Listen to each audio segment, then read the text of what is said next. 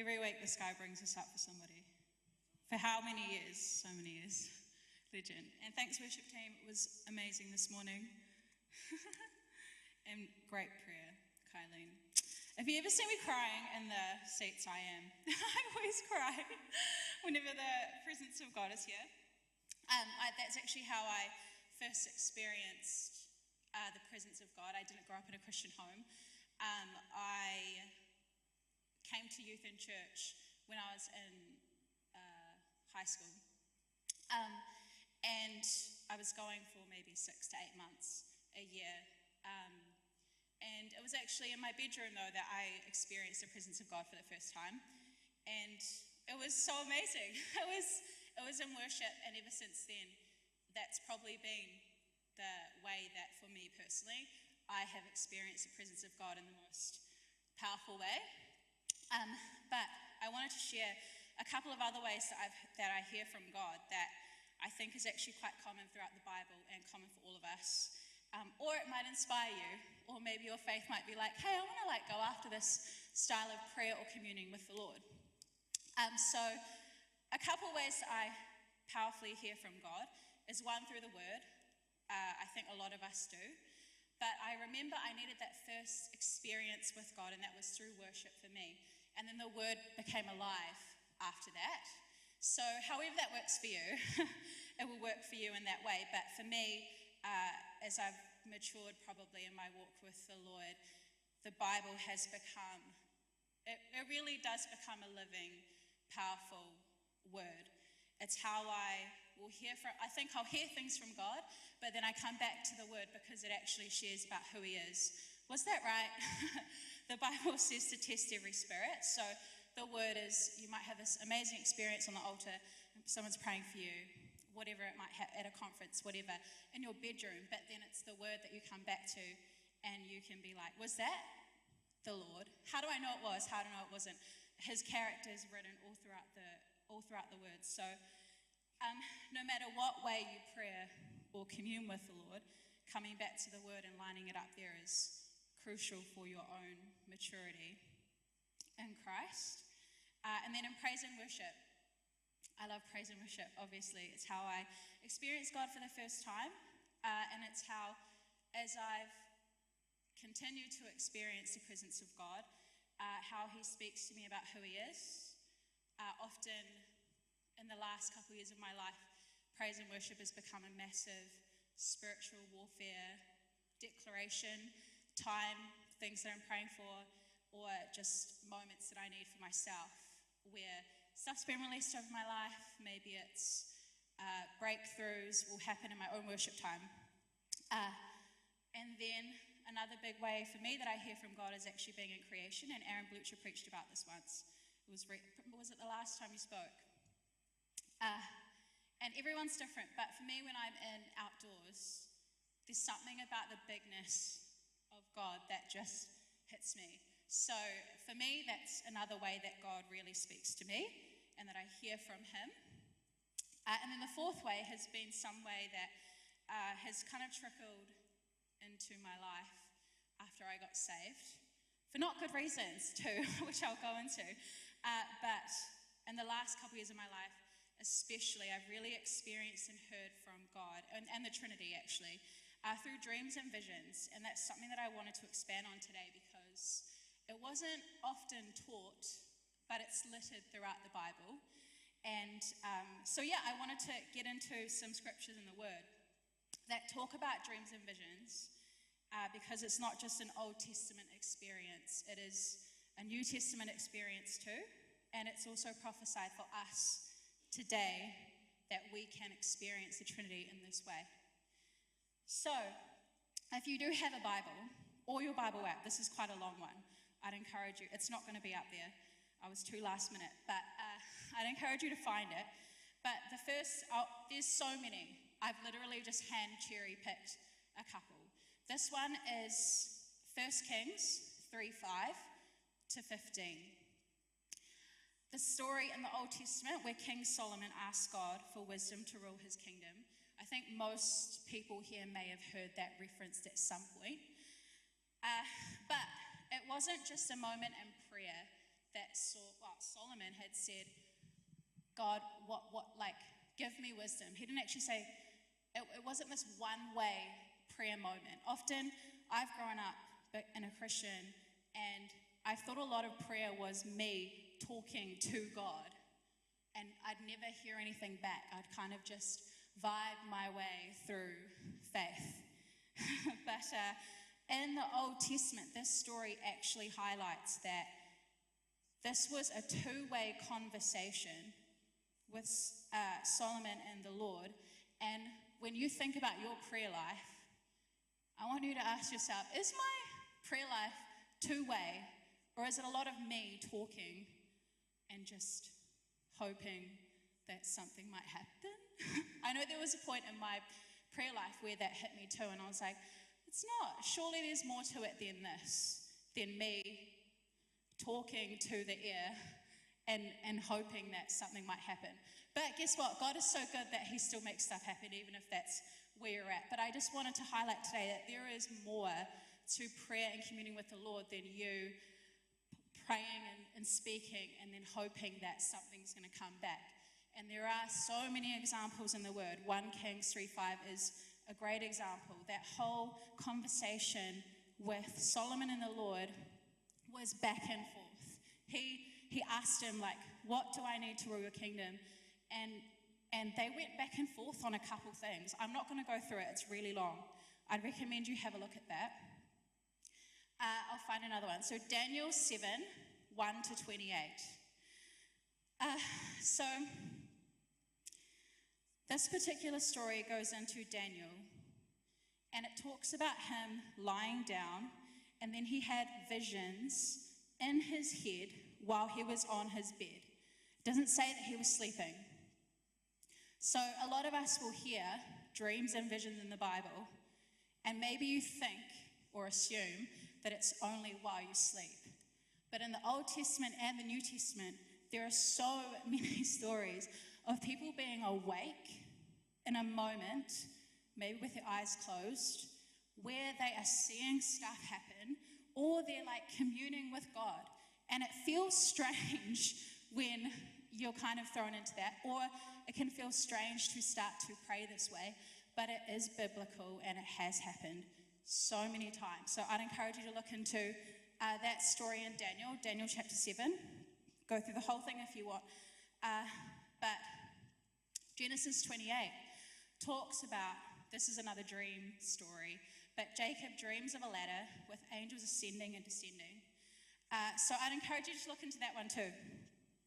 But I guess I'm highlighting that there are different ways of communing with the Lord that's littered throughout the Bible, where it's a conversation. It's not just, God, I'm praying for this.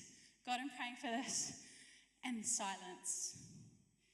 I'll go into some New Testament examples, because sometimes I used to think, nah, that doesn't happen anymore. But it does. So the New Testament example, a dream that Mary had, most of us have heard it.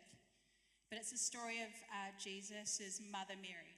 An angel visits her in her dreams. You'll be able to go find that one. That's quite a popular Christmas story that we go through often. A vision was given to Peter in Acts 10, chapter 9. I'd encourage you to go through this if you have lots of questions about this one too. But in Acts 10, 9 to 48, this is the moment where, if this didn't happen, if Peter wasn't obedient to what the Lord was asking him to do through this vision, we would not be here today. So Peter was on a rooftop in prayer, and God gives him this vision. It was a vision, I'll encourage you to go read it, but it was a vision where God showed him that he was to go and now preach the gospel to the Gentiles. You and I are Gentiles. We're the Gentiles, unfortunately. So I'd encourage you to go read that. He's on a roof in prayer, closes his eyes. The word says that he went into a trance, which might sound a bit woo-woo, but if you've been in prayer and you close your eyes and you can start to pray and you're asking the Lord to show you things, it can kind of feel that way. encourage you to go read that, because the Lord shows him that he is now to go and preach the gospel to the Gentiles. This was like absolutely wild for that day. In fact, he probably went away and questioned that one a lot. But that vision was confirmed by another believer in another town. And then that's how that leads into us being here today. So I'd encourage you to go through that as well. Acts 10. In Acts 2:16, after went through Pentecost last week, that's right. So if you were here last week, Adam would have spoken on Pentecost. And in Acts 2:16, Peter is in the upper room and he declares, actually he restates a prophecy that was brought up in the Old Testament. And he says, "It shall come to pass in the last days that I'll pour out my spirit on all flesh. Your sons and your daughters will prophesy. Your young men will see visions, and your old men will dream dreams." And that prophecy goes on. So Acts 2, go through and read that one too. But those days are today. That was restated in the book of Acts. The Spirit has been poured out. It's continued to be poured out. So we're in those days today.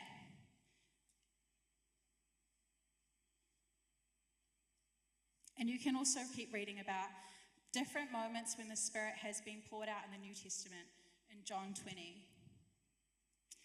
So I wanted to highlight that this is for us.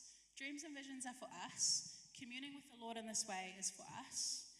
It's not just for preachers, prophets, people on stages, or even missions trips. You know, sometimes you'll hear Adam, he'll say here and he'll say, "Someone, I got a word for you," or "I got a picture for you, and it was this." That's a vision. Sometimes there might have been times in your walk of faith where you've come down to an altar call somewhere and received prayer, and someone's praying for you and they're like, "I just got a picture for you that XYZ. Does it mean anything to you?" So God speaks to us when we close our eyes and we ask him to come in and show us something. That's a vision. And it wasn't something that was taught to me, per se, in this style. It's probably something that I became normal, but I didn't really understand, or I really battled with it, because I guess we do a lot of worship, we do a lot of praise, we do a lot of getting into the Bible. Being out in creation felt natural, but leaning into dreams and visions was something that I kind of fell into, unfortunately, which I'm going to get into. So when I was younger, I used to watch a lot of horror movies. And those horror movies brought on demonic, what would you call it? I was basically terrorized at night. I couldn't sleep for a very long time. I couldn't sleep alone. I'd sleep with the light on. And my room would just feel like very dark, really fear-filled. And I probably didn't sleep properly for a couple of years until one morning. So when this started happening, I stopped watching horror movies. But the nightmares didn't stop happening. I was basically harassed and tormented at night. And I can still actually see the particular demonic figure that would harass me in my dreams, amidst other things. But it was one morning in a prayer meeting that a group of people realized, "Oh, you're really tired." And I was like, "Yeah." You know, when you just deal with stuff and it's so normal for you at that point, you're like, "Yeah, it's just because I get nightmares." And they're like, "Yeah, that's not normal." And they kind of dug into a little bit more. And then they're like, "Okay, well, can we pray for you?" And I was like, "Yeah, go for it." It's not even something that I'd actually thought could be prayed over, to be fair. I'd just been living with it, dealing with it, and going on with my life, not sleeping at night for a long time. But a group of people got around me and they prayed for me, and they basically said, "Whatever it is that's harassing you, we shut the doors on those things and get out and leave this girl alone." And then God really freed me from being harassed at night through nightmares, which was amazing. I finally got to sleep. And I'll never ever take that for granted. But that kind of opened up dreaming for me. And one of the things they prayed at the end of this deliverance, I guess, was that you'll dream, God dreams. And when I was younger, I used to try to make this happen. It'd be like, cool, that's dealt with now. Where are my God dreams at? I'm here, sleeping. They weren't happening, so I was like, whatever, I just went on with my life. But at some point in my mid-20s, I started to have bad dreams again. Not nightmares, but, life happens, things can happen. And I started to have bad dreams again. And then I remember in one of my dreams, I actually called out to God and said, come and help me in my dream. And Jesus showed up, and I won't go into the details of what the dream was, but he transformed the whole dream around for me. And ever since that personal experience where in my dream I asked him to come, he has shown up every time since. And now it's quite a regular moment where I'll be dreaming, I'll ask God just to come and hang out, and he will. And so it's not necessarily this thing that just happens to me in these big moments anymore. It's a regular thing that I hang out with God at night time in my dreams, which has been beautiful. And then it's been a really fun way that we've been able to see Mila experience God too. That's a whole nother story. I don't have time for it. But one of our hearts for the girls is that they would experience God, not just know head knowledge. Surprisingly, we don't do a lot of Bible reading, but we do a lot of, this is, Mila, close your eyes. Can you see Jesus in the room? Where is he? What is he saying to you? Okay, how do you know it's Jesus? So we'll test it too, but it happens a lot in her dreams where he'll show up. And one of the cool things I love is that he's so good with kids. He loves kids, and he will often leave her presents under her pillow in her dreams. And they're always dresses, which if you know Mila, it's that for her. And he will show her things about himself that I have never told her, that she's too young to have clicked. She said to me the other day in the car, Mummy, Jesus is the King of the world. And I was like, how do you know? And she was like, well, he told me. And I was like, okay. And she said, actually, he's the King of Kings. And I was like, how do you know? And he said, he showed me. And I was like, okay, what was he wearing? She said, a purple dress and a crown. And I was like, oh, of course he would. That's so beautiful. And, there's just things that happen for Mila in this style of communing with God that for me is like, I'm so happy. I haven't had to tell you, teach at you, or read at you about who this person is. My heart is that if he's real, he will show you, because he showed me and your dad too. So that is just a beautiful way that God has really come into, just become so much more real in the last few years of my life. And then I want to talk about visions, the last one, because this is probably the weirder feeling one. This is the one that I've battled with a lot mentally, because it just doesn't feel, it's weird. It can feel weird. I totally get it.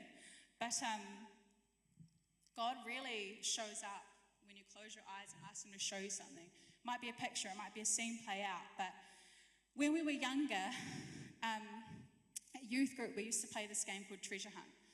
And Jericho will remember, so will Glenn. But what we'd do is we would get together on any kind of night of the week. Maybe we'd do it in life groups. Sometimes we'd do it on Saturday, Sunday nights or whatever. And we'd spend time in worship and pray. And then all of us would ask God to show us a picture of someone who we're going to go pray for that night. And it was wild. Probably on different nights, there were 5 people, 10 people, 20 people. God showed people pictures of people. And we'd go out in cars and people would be there.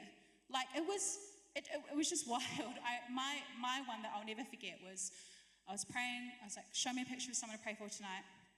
And the person was a red t-shirt under a Macca's sign. And so when that person was standing under the Glenfield McDonald's sign, I don't even know what I prayed for them. Can't even remember. But that for me was like, oh my gosh, this is beyond. This is wild. I wasn't in the car with Glenn at the time. He was a youth leader at our old church, but everyone in youth knew about this particular story. But he was praying and he got a picture of a guy in a cast. And in Taka that night, there was a guy in a cast, and he prayed for him, and the guy took the cast off. So it was just a really fun. I didn't know what our youth leader was doing at the time, but he was teaching us how to pray and hear from God and walk out in faith with something that we were shown. Did it always work out? Probably not. Can't remember. Probably blocked those ones out of my mind. But I'll never forget the ones that went well. So yeah, that was really cool. I'll share a couple of other times that I will often get pictures or visions from God. So oftentimes in our group prayers here, probably every morning, there's one on worship, one on Sunday morning, Friday mornings, the Tuesdays, people always get pictures in this church. And people always share them. I'm one of those people too. He speaks to me a lot in pictures. Now, sometimes when you get them, you're not supposed to share all of them in that time or at all. Maybe they're just for you. So you begin to learn what to share, what not to share. But a lot of people in this church, they hear God in this way as well. Again, most weeks you will hear Adam share that he's seen a picture for somebody. And then again, if you come up for prayer, someone will often pray for you and they might say, oh, I've got this picture for you.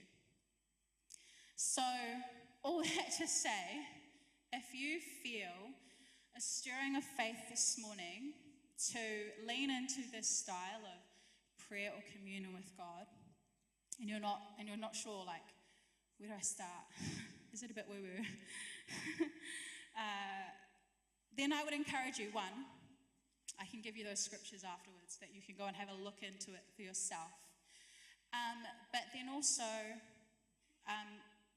we'll love to pray for you at the end, that this might be some way that God might release over your life, whatever that might be. And if you just want to come and have a chat, we can have a chat. Or there are actually other people that I might be able to connect you with who I know also hear from God quite powerfully in this way too. So